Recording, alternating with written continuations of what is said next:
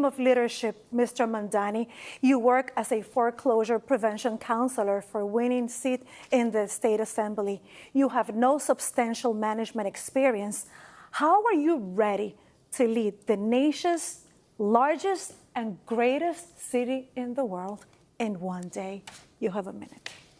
You know, I have the experience of having served in the New York State Assembly for 5 years and watching a broken political system, the experience of seeing a governor in Andrew Cuomo who would rather have served his billionaire donors and the working class New Yorkers who voted for him, and the experience amidst all of that of fighting and winning for working class taxi drivers to free them from predatory debt and delivering the first free bus lines in New York City history, and in working with unions and working class New Yorkers to finally raise taxes just that little bit on Mr. Cuomo's donors to start to fully fund our public school. And more than that, I have the experience of being a New Yorker, someone who has actually paid rent in the city before I ran for mayor, someone who has had to wait for a bus that never came, someone who actually buys his groceries in this same city.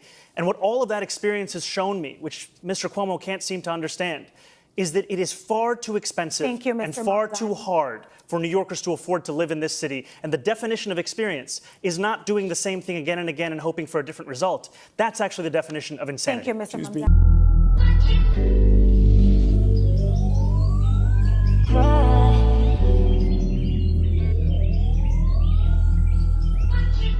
Double up. 3 or 4 times, I ain't telling no. Yo, what is good, YouTube? Welcome back to another video. I'm your host, the conservative libertarian here, and we're back with another one, man. Yes, sir. I know it's been a while since I upload. I feel like I say this all the time in my videos, but I really am trying really hard to upload and make sure I'm being consistent.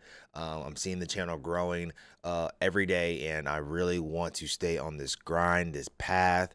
I'm trying really hard to develop my setup. I'm thinking about new things that I want to add to my setup, where I want to move to make my setup greater. Like I'm thinking about the betterment of this podcast, because I do believe that this podcast and, you know, anybody really who wants to share their voice should have an open mic and a platform to be able to do that, no matter if you believe that you're right or if someone else thinks that you're wrong. You know, we're all here to speak our mind and freedom of speech, First Amendment rights as always. But as I've been gone, a lot of things has been occurring over the last span, I don't know, like probably like 6 days since I've been gone, since the last time I've uploaded, about 6 days. Crazy stuff's been happening. No King's Day protest, the government shutdown still happening.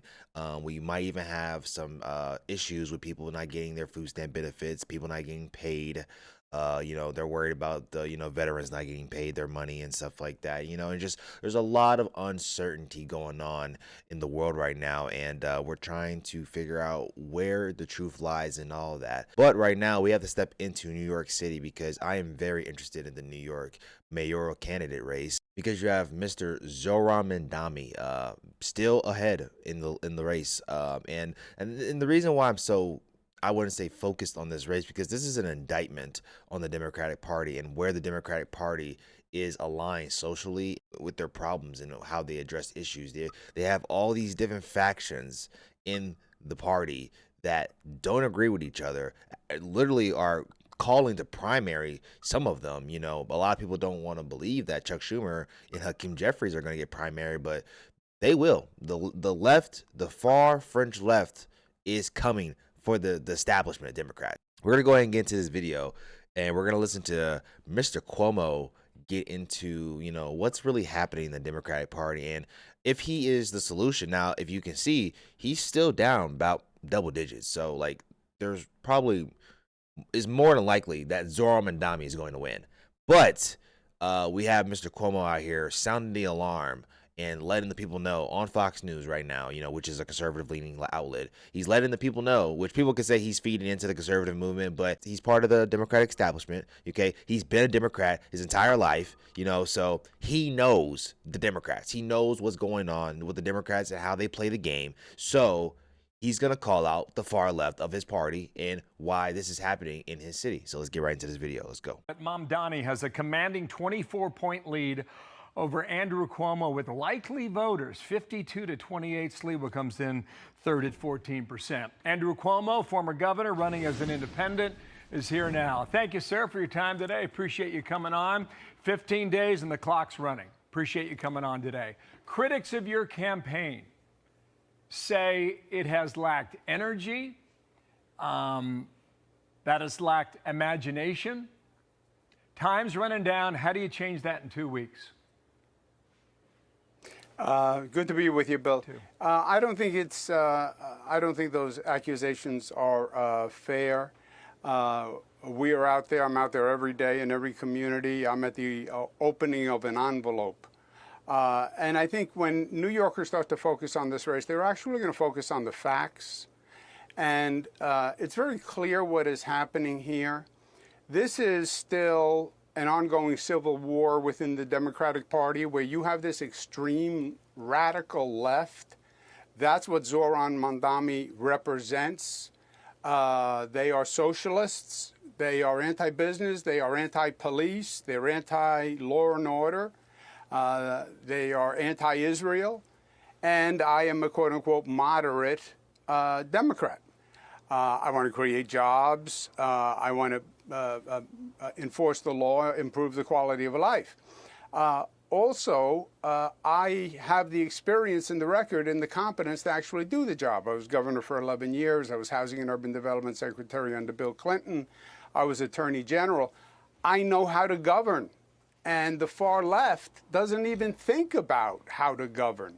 You know, Zohran Mamdani never had a job. 34 years old. He's been an assemblyman. He passed 3 bills, worst attendance record in the New York State Assembly.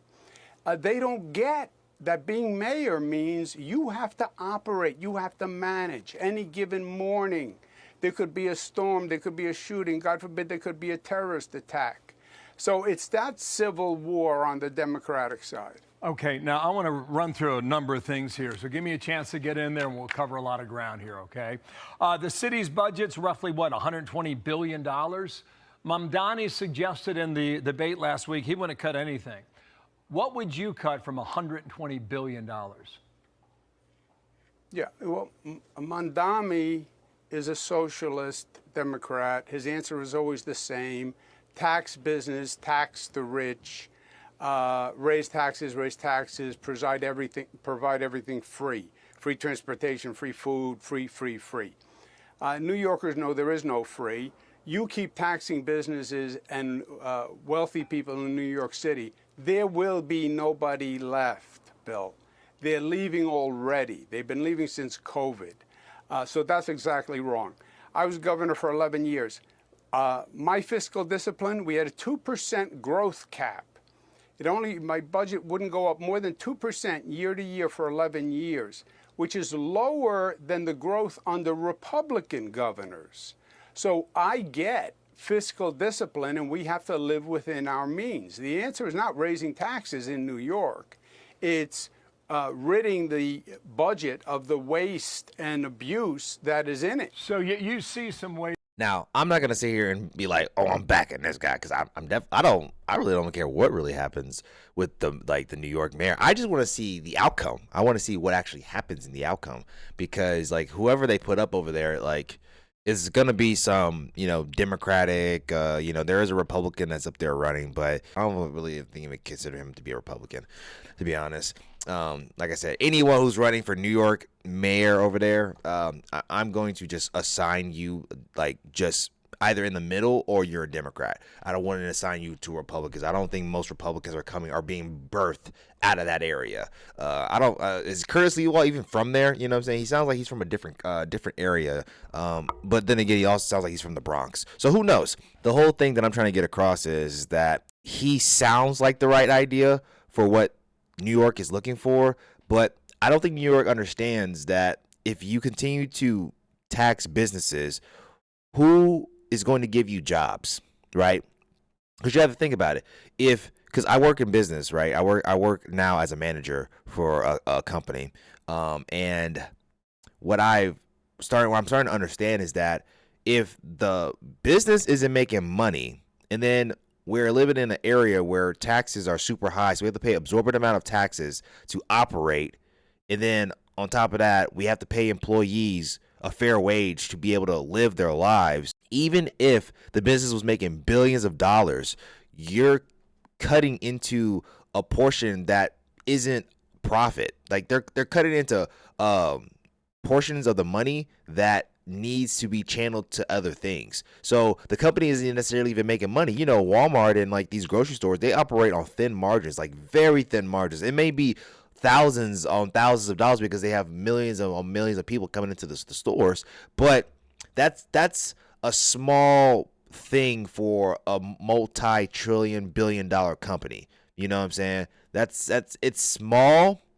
It's very small. You know what I'm saying? If a company's making billions of dollars, that means they have probably $1 billion worth of, like, you know, fees and bills to pay for. New Yorkers understand that if they want jobs, or if they want to have a good, like, paying job that's giving them enough money to be able to live their lives, well, one, you can't tax businesses out of your state. Like, these multi-billionaire people are just going to leave the state, and then you're not going to have no business. And then what happens when there's no economic growth in the state? You get crime, which crime's already a problem. So once crime becomes even a bigger problem, then you're going to have even more businesses leave. You're going to have even more people leaving the state. I really don't want to be that guy and be like, hey, don't vote for this Democrat, because even if you vote for Cuomo, you're still voting for a Democrat. But at least this guy isn't sounding like a crazy person. He doesn't sound like a lunatic. Even though I don't agree with him, and I don't like the way how he's you know, presenting himself, especially his campaign. He doesn't really convey himself as a winner. You know what I'm saying? That's what Zohran Mamdani conveys. He conveys a winner mentality, and I think that's why he's gravitating to the top, because he has a youthful optimism about himself, and then on top of that, he's looking at it at a different lens, and he's actually going to where the younger voters are really at. So yeah, let's continue. In the budget, and you weren't specific on that, but you pivoted to taxes. So I'll ask you, will you commit right now that you won't raise taxes on New Yorkers? Yeah, we can't raise taxes, Bill. We can't. They have been raised to a level where we're not competitive.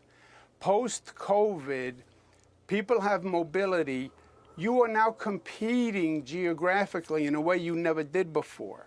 As I said, I was the HUD secretary. I worked with cities all across the nation. You now have cities competing. New York is competing with Texas, with Florida, South Carolina. And people will shop economics. And if the New York City is too expensive, crime is a problem, quality of life is a problem, you lose the competition. So no, you can't raise taxes. Make the city safer, make it more affordable, reduce taxes. He is a democratic socialist.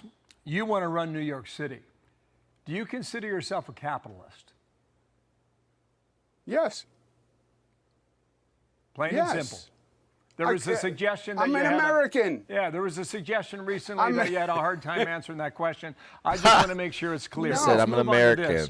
You told the New York Post over the weekend you would keep the police commissioner, Tish James, in her job. Mamdani has not gone that far. But at the end of last week, he met with an imam in Brooklyn, a local Islamic leader who had ties to the terror attacks at the World Trade Center in 1993. What the hell? He said people are picking on him because of his faith. What do you suggest from that visit? What do you take away from that? Why do you do it? Yeah. Mamdani, it's simple. Let's keep it simple here. He is a democratic socialist. Democratic socialists believe in defunding the police. Those words came out of his mouth. That the NYPD is wicked, corrupt, racist, a threat to public safety. We should abolish jails. We should stop enforcing misdemeanors. We should legalize prostitution.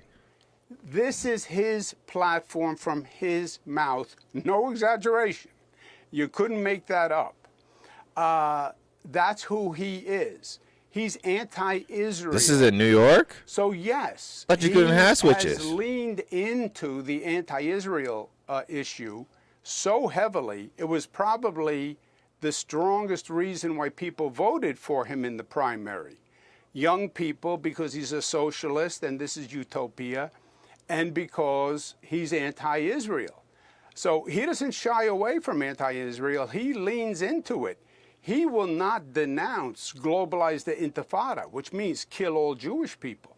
Bill, if that's about anyone else, kill all black people, kill all Italian people, there would be an outrage.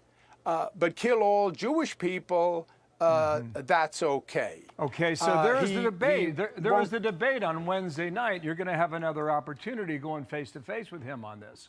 You'll also have an opportunity with Curtis Sliwa. We talked to him on Friday. He was here on our program. He says he's not getting out. He says, you go out and find the votes if you want to win. He said something similar. Nate Friedman on Sunday. Roll this from that show online. This is the result of the Democrats' self-destruction. So I'm supposed to help them? How come they don't help themselves? Andrew Cuomo failed everybody in that primary. He even admitted it. Now he's basically saying, I can't win without Sliwa votes. Where are your votes? Go out, get your own votes. Give you a chance to answer that. But last week, the New York Times also reported that Eric Adams was ready to endorse you. Have you spoken to Eric Adams? Do you expect that to happen? Okay, second question first. The Curtis Sliwa was put on, nobody voted for Curtis Sliwa. He was put on the ballot by the Republican chair people. He's a perpetual mayoral candidate. He's really a shock jock on local radio. He's never been in government. He has no relevant experience. He runs basically a defunct organization that is highly troubled and problematic. But he does take a certain number of votes, and to that extent, he is a spoiler. I believe he's ultimately irrelevant because he's not a viable candidate, and I don't think people are going to throw away their vote, Bill. Okay, yeah, I've heard you say that. Yeah, that's what I'm saying. I don't even consider this guy really a Republican. I think he's just a shell. He's just there to just steal votes from Cuomo and potentially if there was a chance to win. But we know the outlook of most New Yorkers, and we know where New York has been leaning for the last 50 years or so. They're not in the mood for Republican leadership. They don't rock with that. You know what I'm saying? They don't fuck with Trump, right? Anyone with an actual brain would actually even consider that Republican guy. No, he's not. Look at this guy. Look at him on the screen. This old fart. No one wants this fucking guy. No one wants him. You kidding me? No. Get him out of here. Even I wouldn't vote for that. You know what I'm saying? But Sliwa had a point though. With like I said, this is a problem of the Democrat. This is, and Cuomo said it in the beginning too. That this is a problem that the Democrats have festered and let boil up to the top, and now they're trying to put out the flames when the fire is already too big. You can't put it out now. It's over. You know what I'm saying? The freaks and the lunatics are at the top now, and they're coming for everybody. Everybody who does not capitulate to the far left, they're coming for you. Probably Sliwa dropping out. It's gonna be in the error. It's gonna be in the margin of error. So still probably not gonna win that. You know what I'm saying? It could still flip to Zohran Mamdani because we know how it happened with Trump in the 2025 election when he won. 2024 election when he won because of mostly young voters as well too. So I mean, hey, like I said, the Democrats are going to have to figure out what to do with Zohran Mamdani, whether to endorse him or not. There's only a couple people that have endorsed him. Hakeem Jeffrey hasn't. But so we'll just have to see what goes on. But like I said, I'm going to keep following this race. I want to keep up with it. I want to watch what happens. I haven't really watched any of the debates, but what I have seen has been just completely horrible. So I'd rather not waste my time and watch that shit and get brain rot. I'd rather watch something else. Let me know what you guys think down in the comments down below. Was this an L or a W? Let me know. I mean, yeah, it is what it is. New York, good luck. And yeah, I'll catch you guys in the next one. Peace.